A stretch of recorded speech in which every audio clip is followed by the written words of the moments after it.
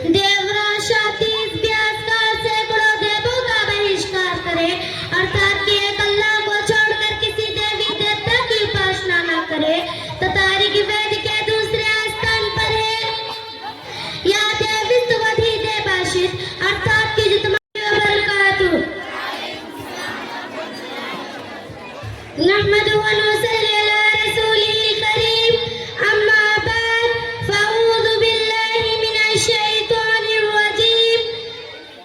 बिस्मिल्लाहिर रहमानिर रहीम व मा खलक़तुल जिन्ना वल इंसा इल्ला लियअबुदून। आदरणीय अध्यक्ष महोदय एवं प्रिय श्रोतागण, मैं आप लोगों के सामने तकरीर पेश करना चाहती हूँ। उस तकरीर का अनुमान है मनुष्य की जन्म का उद्देश्य। सभी प्रशंसा उस अल्लाह के लिए है जिसने संपूर्ण विश्व को अकेले ही रचना की और अल्लाह का दरूद व सलाम हो उस अंतिम संदेशता पर जिनका नाम मोहम्मद है, अहमद है और नवासन से भी। प्रिय सज्जनों, अल्लाह ने मनुष्य की रचना की ताकि वो केवल एक ही अल्लाह को जाने और उसकी उपासना करे। इसी बात को अल्लाह ने कुरान शरीफ में वर्णन किया है कि वमा खलक़तुल जिन्ना वल इंसा इल्ला लियअबुदून,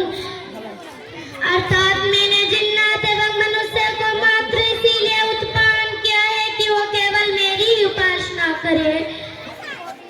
कुरान की इस आयत का संदेश केवल यही है कि मनुष्य एक निराकार परमेश्वर की भक्ति करे।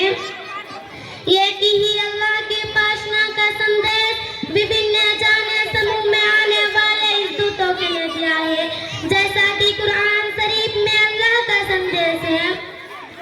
वलक़द बअस्ना फी कुल्लि उम्मतिन रसूलन अन यअबुदुल्लाह वज्तनिबुत तागूत, अर्थात हमने प्रत्येक समुदाय में रसूल भेजे कि लोगों केवल अल्लाह की उपासना करो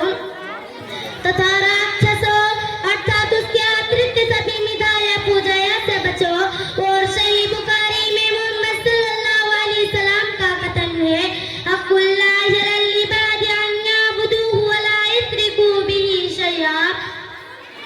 अर्थात अल्लाह का अधिकार अपने भक्तों पर यह है कि उसकी उपासना करे तथा उसके साथ किसी को सम्मिलित न करे।